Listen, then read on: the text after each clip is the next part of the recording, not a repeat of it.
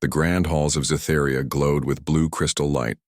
Tall alien nobles dressed in bright robes and covered in silver jewelry filled the space.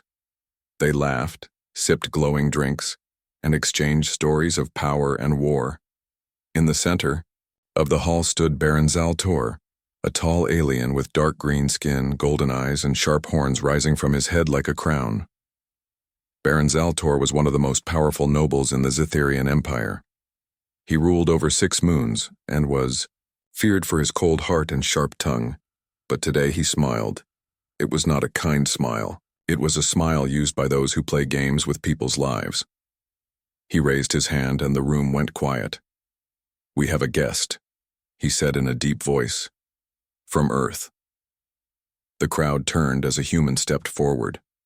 Commander Jacob Rourke wore a clean black uniform with a silver badge. He looked calm, though many eyes watched him with doubt or mockery. Humans were new to the Galactic Alliance, and many believed they were weak, too emotional, and not ready to be part of the greater galaxy. Baron Zaltor walked toward him. "You have come to learn," he said, "to observe how we lead, how we rule." "I've come to build peace," Rourke replied. His voice was steady. "To understand, and to be understood." The Baron chuckled. "Ah, such noble words, so human." He waved his hand, and from behind a tall curtain, a girl appeared. She was young, perhaps in her early 20s. Her skin was pale blue, and her long silver hair reached her waist. She wore a plain dress. Her eyes were large and gentle, but there was a deep sadness in them. "This," said the Baron, "is my daughter, Valera." The room was silent. "She is mute," he continued. "She has never spoken a word in her life. Healers, machines, even mind readers have failed to hear her voice. She is silent, useless." Gasps rose from the crowd. Some turned away in discomfort. Others watched with cold interest. Commander Rourke stepped forward. "And why bring her here?" Baron Zaltor smiled again. "As a gift, a gesture of goodwill. Take her with you, human. Teach her your values. Show her your Earth customs. Perhaps she will speak for you, if not with her voice, then with her silence." Many in the room laughed. It was a cruel joke. Everyone knew the Baron did not care about his daughter. This was not a gift. It was a challenge, a way to mock the humans' ideals, to see if Earth's so-called kindness could do what no power in the Empire could do. Rourke looked at Valera. She did not look at him, but he saw a tear quietly fall from her eye. She did not speak, but something inside her was clearly alive. He turned back to the Baron. "I accept," he said. The crowd murmured in surprise. "I will not take her as a gift," Rourke added, "but as a guest, and I promise she will be treated with respect, not because she must speak, but because she is alive." The Baron's smile faded for a moment. He had not expected that. "As you wish, human," he said. "We will see if your Earth ways can change what the stars themselves could not." Valera walked slowly to Rourke's side. She did not speak. She did not even look at him. But as they walked out of the hall together, a few nobles watched with curious eyes. Others whispered. Some laughed again. But in the heart of one silent girl, a tiny ember began to burn. No one noticed it. Not yet. Not even she. But one day soon, that ember would become something no one thought possible. The stars outside the windows of the Dauntless sparkled quietly as the ship sailed through the vast emptiness of space. Inside the ship, the hum of engines and soft footsteps filled the air. Commander Jacob Rourke walked beside Princess Valera, who remained silent, her silver hair glowing faintly under the ship's lights. Valera still did not speak. She did not even look at Jacob very often. But the human's kindness was different from what she had known. Her father, Baron Zaltor, had never shown her kindness. His voice had always been cold, sharp like a knife. Here, with Jacob, the silence felt softer, safer. Jacob watched her carefully. She drew small pictures on the glass walls of the ship using a light pen. Strange shapes, lines, and symbols flowed from her fingers. He could not read them yet, but he felt the meaning was important. "Valera," Jacob said gently one evening, as he sat beside her in the ship's common room, "I don't expect you to speak right away, but if you want, you can try to tell me anything. I am here." Valera looked at him with her big blue eyes. For a moment, it seemed as if she wanted to say something, but she only blinked and looked away. Days passed. Jacob introduced her to the ship's small garden, a place where plants from many planets grew under bright lights. He hoped the green and growing things might bring her peace.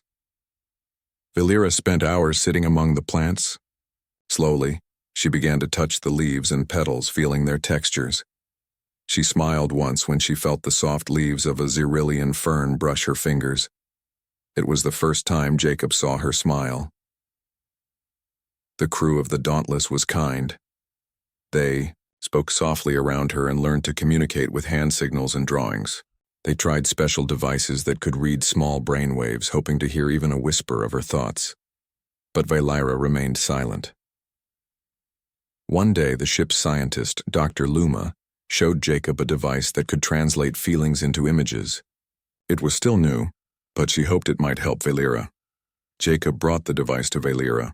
He gently placed a small headset on her head. "Try to think of something you want to share," he said softly. For a moment, the machine flickered. Strange colors and shapes appeared on the screen.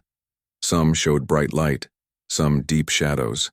Valera's emotions were a puzzle. Fear, hope, sadness, and a quiet strength all mixed together.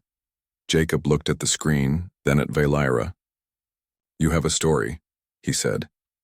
"I want to hear it. When you are ready." Valera's eyes met his again. This time she did not look away. In the quiet space of the ship, something changed. Weeks turned into months. The Dauntless traveled from one star system to another. Jacob and Valera grew closer, not through words but through moments of understanding. She showed him her drawings, and he showed her stories from Earth. Sometimes she would hum soft melodies, though no sound came from her lips. It was like she sang inside her mind. One night, Jacob took Valera to the observation deck. They looked out at the stars. "On Earth," he said, "we believe every voice matters. Even silence can speak if you listen." Valera reached out and touched his hand. It was a small touch but full of meaning. Jacob smiled.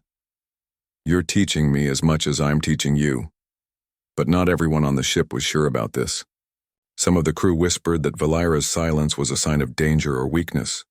Others feared the Baron's power might reach them, bringing trouble. Jacob stood firm. "She is not a burden. She is not a prisoner. She is our guest. And our friend." Valera's presence on the ship became a quiet revolution. She showed that communication was not only about words. It was about trust, respect, and patience. One evening, the ship's alarm sounded. The Dauntless was under attack by space pirates, dangerous criminals who wanted to steal the ship's valuable supplies. Jacob and the crew prepared for battle. Valera stayed close to Jacob, watching everything with wide eyes. During the fight, the ship shook violently. A blast hit near Valera's room. She was trapped.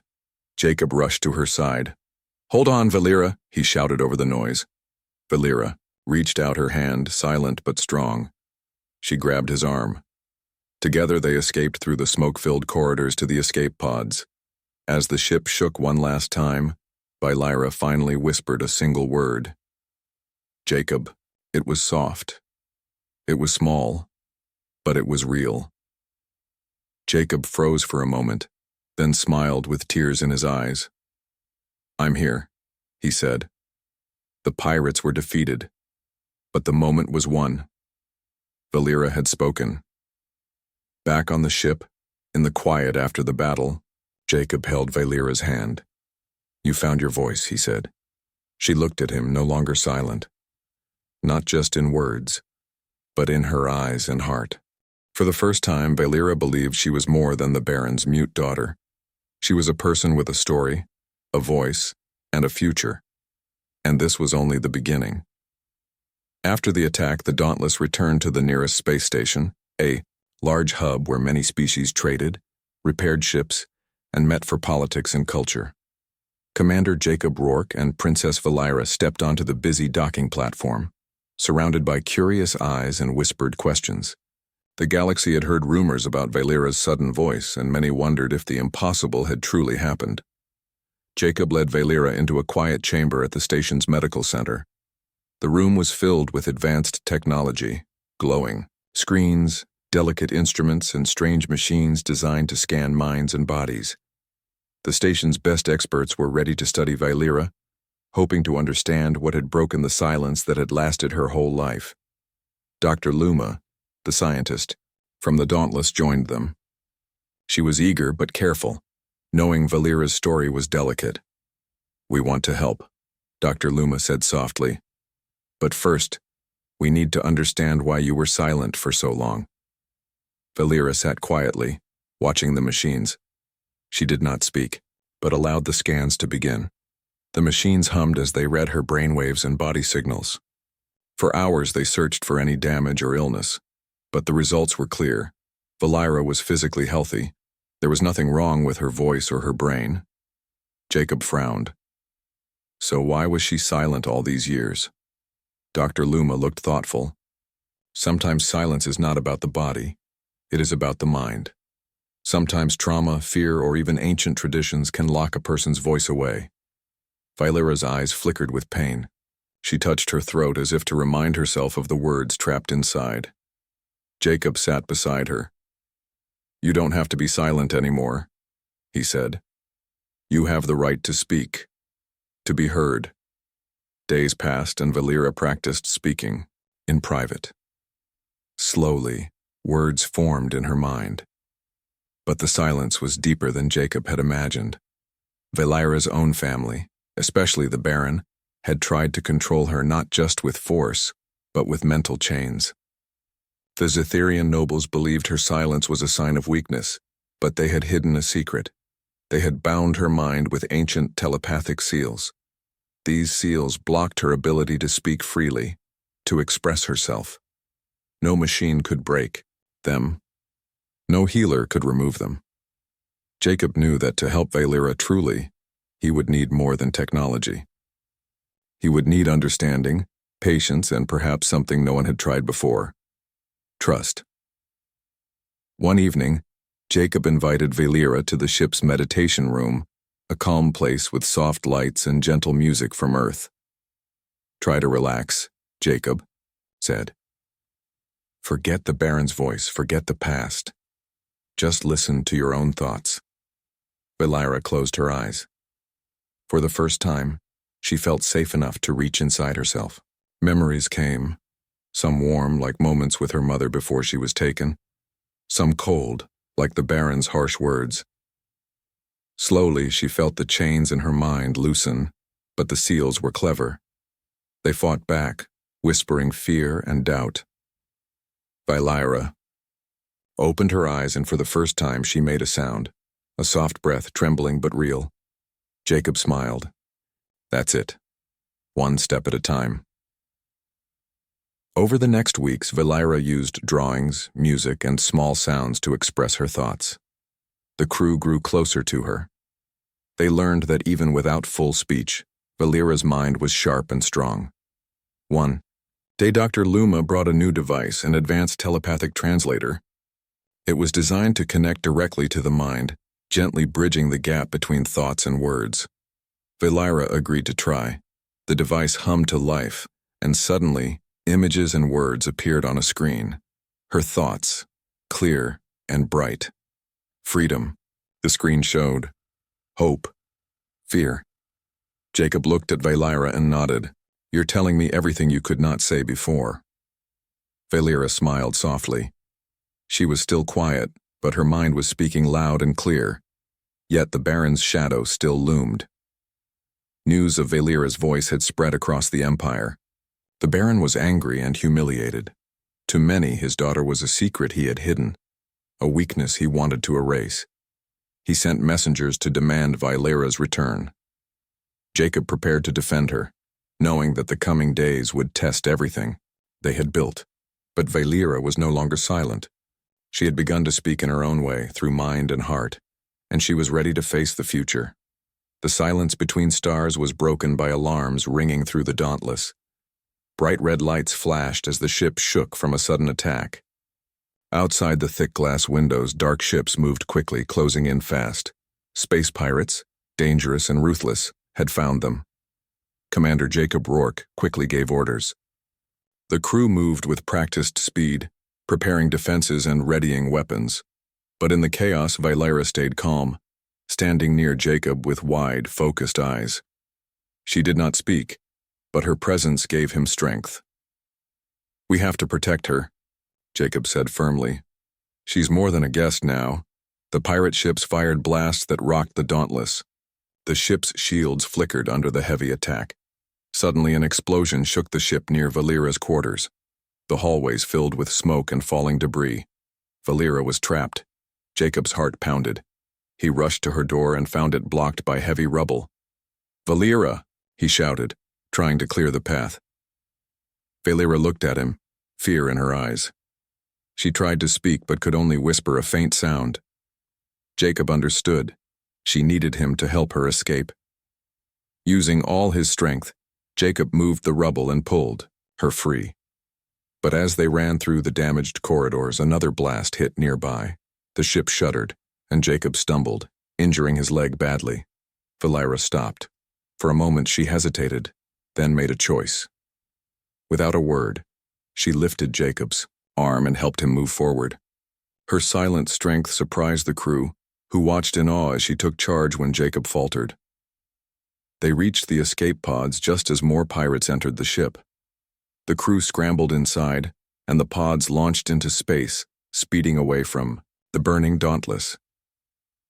In the small pod, Jacob's injury was serious. His leg was badly hurt, and he was losing strength. Valera sat beside him, holding his hand. Though she still could not speak clearly, her mind was alive with thought and care. She focused on Jacob, willing him to stay awake. A soft warmth seemed to flow from her, calming his pain. For the first time since she had been silent, Valera spoke a clear word. A simple name, but full of power. "Jacob." Jacob's eyes opened wider. "I'm here," he said weakly. "Thank you." The pod's radio crackled. Help was coming. As they waited, Valera hummed a soft melody, her own voice rising in the quiet space. It was not perfect, but it was hers. When the rescue ship arrived, the crew carried Jacob and Valera aboard. The Dauntless was lost, but the bond between them had grown stronger. In the hospital bay, as doctors treated Jacob's leg, Valera sat quietly. She looked at him with a new confidence. The silence that had kept her locked away was breaking. Jacob smiled at her. "You saved me." Valera nodded gently. Later, in the ship's quiet room, Jacob asked, "How did you find your voice, Valera?" She looked away for a moment, then whispered, "Because I had to." Jacob understood. Sometimes strength comes not from power or words, but from choice. Valera had chosen to speak, not because she could, but because she needed to.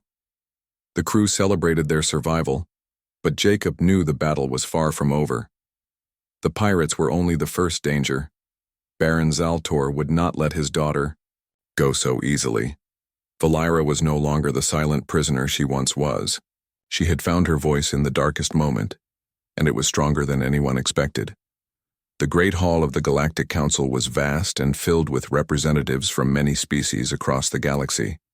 Tall aliens with shining scales, beings made of light, and creatures with many eyes sat on high platforms. All eyes turned to the center where Commander Jacob Rourke stood beside Princess Valera. Valera's silver hair shimmered under the lights, and her blue eyes were calm but bright, with determination. She had come a long way from the silent girl the Baron had mocked. Now she was ready to speak, not just for herself but for many others like her. Jacob gave a small nod, then stepped back. The room was silent as Valera took a deep breath and spoke clearly. "My father believed I could not speak." she said softly.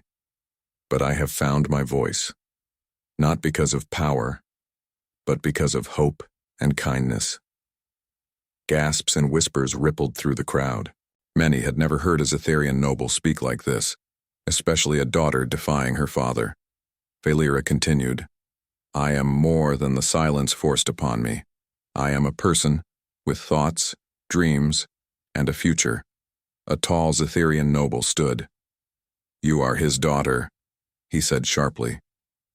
You belong to Baron Zaltor. Return to him. Valera shook her head. I belong to myself, and I choose my own path. Jacob stepped forward. Baron Zaltor gave Valera to me as a mockery, but humanity does not see weakness in silence or speech. We see a soul worth respect. She is not a prize or a possession. She is a living being. The council murmured among themselves. Some nodded in agreement, others scowled. Suddenly the doors at the back of the hall opened. Baron Zaltor entered, tall and furious. His golden eyes burned with anger as he strode to the center. Valera, he said coldly, return to me at once. You belong in my house, silent and obedient. Valera stood tall, meeting her father's gaze. No more silence. I speak for myself now. The Baron sneered. You forget your place. I remember, Valera said. But my place is chosen by me, not by fear or control. Jacob placed a hand on Valera's shoulder. She is free. The council rose in surprise. A few powerful leaders spoke up, demanding the Baron respect Valera's choice. One of the oldest members, a wise being named Eldra, said, This is a new path for us all. Silence does not mean weakness, and speech is not the only voice. We must listen to all. Baron Zaltor's power was strong, but the galaxy was changing. More voices rose, supporting Valera's right to freedom. With heavy anger, the Baron left the hall, but his challenge was clear. He would try to take Valera back by force. Jacob and Valera knew they must prepare. But today, in the light of the council, Valera had done what many thought impossible. She had spoken, not just words, but a message of courage and hope. After the meeting, many approached Valera. Some offered friendship. Others wanted to learn from her story. The galaxy had heard the voice of the once silent princess, and it was a voice that would not be ignored. Jacob looked at Valera, pride shining in his eyes. You have changed everything. Valera smiled softly. I only found my voice because someone listened. And in that moment, the silence was broken, forever. News of Princess Valera's voice spread like wildfire across the Zetherian Empire and beyond. Her speech at the Galactic Council was more than just words. It was a spark that ignited hope in many hearts, especially those who had suffered in silence for too long. In the halls of power, the Baron's anger grew. He sent messengers with threats, demanding Valera's immediate return. But Valera stood firm. She was no longer the silent girl chained by tradition and fear. Now, with the support of many, she prepared to claim her freedom. Jacob Rourke stood beside her, steady and calm. The Baron's laws do not bind you anymore, he said. Your voice is your own. Valera nodded. I will speak not only for myself but for all who have been silenced. They began traveling across the empire, meeting with leaders, diplomats, and common people. Valera's courage inspired many to question old rules that kept people in fear and silence. Ancient laws that had kept her trapped for so long were now under scrutiny. At one gathering, a group of young Zetherians approached her. Your voice gives us hope, one said. We want to be free too. Valera smiled. Then we must stand together. Back in the Baron's palace, rage simmered. He sent guards to capture Valera, but with allies across the stars, she was protected. Instead of fear, the Baron faced resistance. His power was no longer absolute. The Galactic Council began discussions about Valera's status. Many species supported her right to self-sovereignty, freedom to live and speak without fear of punishment. One night in a quiet room aboard a diplomatic ship, Valera spoke to Jacob. This is just the beginning. Changing centuries of silence will not be easy. Jacob squeezed her hand. You're not alone. Together they planned ways to help others find their voices. They worked with healers, scientists, and diplomats to create programs for those who had suffered in silence, whether from fear, tradition, or cruelty. Valira also faced personal challenges. The scars left by her past were deep. Sometimes old fears returned, and silence tempted her again. But each time she remembered the moment she first spoke to save Jacob. That choice gave her strength. One day, a message arrived from the Baron. It was not a demand or a threat, but a strange letter.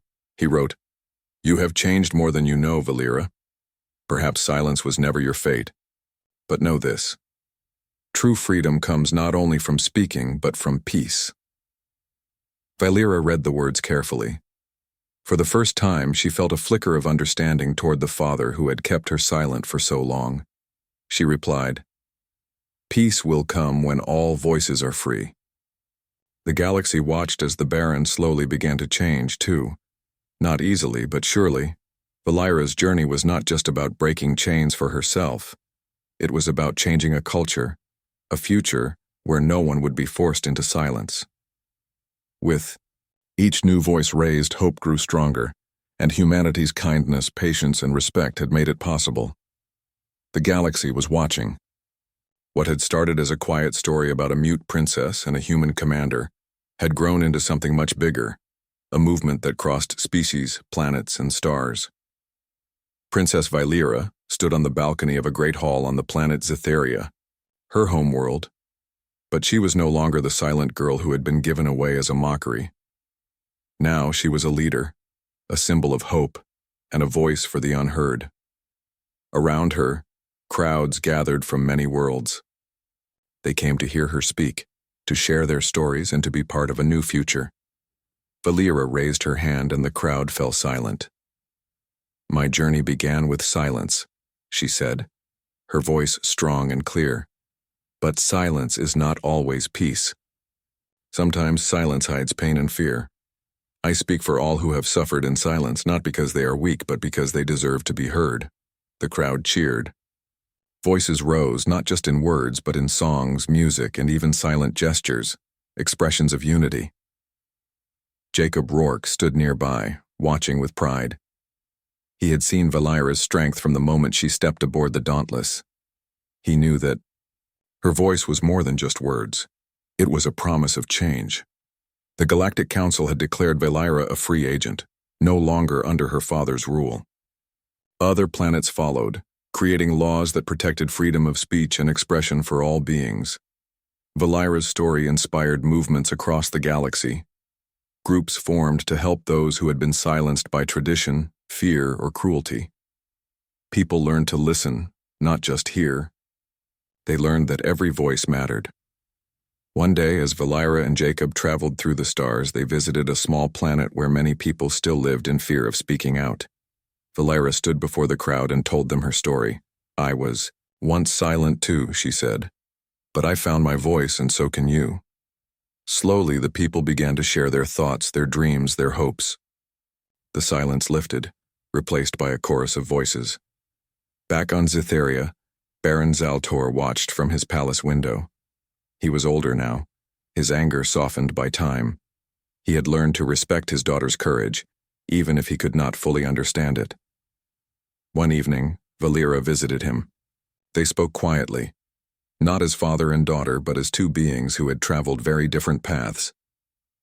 "Your voice changed the galaxy," the Baron said. Valira smiled.